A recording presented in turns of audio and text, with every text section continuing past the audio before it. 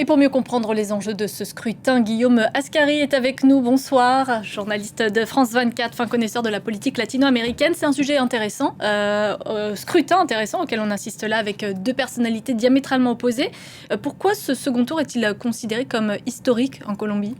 Il est considéré comme historique puisque, comme l'était d'ailleurs l'élection de Gustavo Petro, premier président de gauche en Colombie, c'est de savoir si on sera finalement sur la continuité de l'actuel président de Colombie, Gustavo Petro, avec le pacte historique, candidat d'ailleurs Iván Cepeda, ou avec une rupture totale avec finalement un candidat, comme on a pu le voir finalement sur ce sujet, diamétralement opposé, avec une politique qui est plus en focus sur la sécurité, par exemple, qui se rapproche d'ailleurs d'un Bukele au Salvador ou d'un Milei en Argentine sur le plan économique.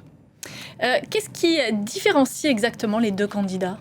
Les deux candidats ont deux projets différents. C'est important de rappeler que Abelardo, l'avocat pénaliste, lui, a fait campagne surtout sur l'insécurité qui règne en Colombie. Et d'ailleurs, cette campagne, elle a été marquée aussi, c'est important de le rappeler, par des violences, l'assassinat aussi d'un candidat conservateur, Miguel Uribe. Donc, lui, il fait campagne sur ce sujet-là, avec la construction, il mise sur la construction de 10 méga-prisons, l'allègement d'impôts, l'investissement étranger avec une ligne très néolibérale, admirateur de Donald Trump, tandis qu'Iván Cepeda, notamment par rapport aussi à la politique de Gustavo Petro, il est dans une continuité. L'un veut la main de fer et évidemment une confrontation avec les groupes armés en Colombie. L'autre est plutôt sur la négociation, voilà, et on la continuité aussi par rapport à Gustavo Petro, notamment sur le plan social et la poursuite, par exemple, des différentes réformes qui avaient déjà été entamées, comme la réforme agraire en Colombie. Qu'est-ce qu'on peut dire justement de ces réformes, de ce bilan de Gustavo Petro au sortir de son mandat ? Alors, Gustavo Petro, ce qu'on peut dire, c'est que la paix totale, elle n'a pas eu tout le succès qu'il voulait, qu'elle pourrait avoir, finalement, avec toujours des régions où il existe des violences, il y a des déplacés, je pense de la région de Cauca ou de Catatumbo, qui sont deux régions, finalement, où on compte plus de 100 000 déplacés. Mais sur le plan social, il y a quand même eu des réussites avec une baisse de la pauvreté.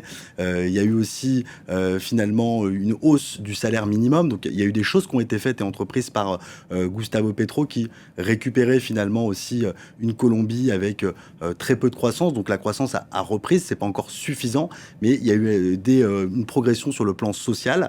Encore une fois, le vrai sujet en Colombie, et ça a marqué, ce qui a marqué cette campagne et notamment ce second tour, ça a été à la fois l'insécurité et on l'a pu le voir aussi sur le sujet qui a été présenté, aussi la question des impôts en Colombie, où des inégalités existent finalement de différentes régions à une autre, notamment entre Bogota et des zones un peu périphériques. La sécurité, les impôts, ce sont là les défis qui attendent le prochain président à partir du 7 août prochain, lorsqu'il prendra ses fonctions ?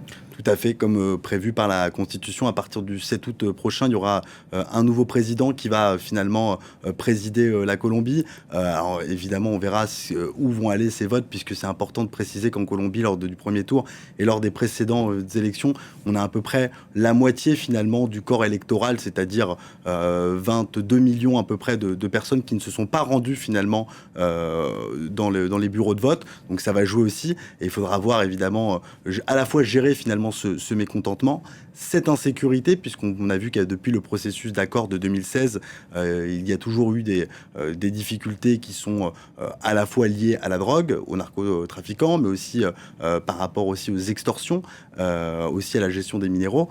Donc ça sera à la fois un défi sécuritaire et un défi économique pour le prochain président, réussir à avoir une croissance, diversifier son économie qui repose surtout, qui est très dépendante aussi du pétrole, et puis réussir une transition écologique. C'est aussi l'un des points phares des dernières années en Colombie.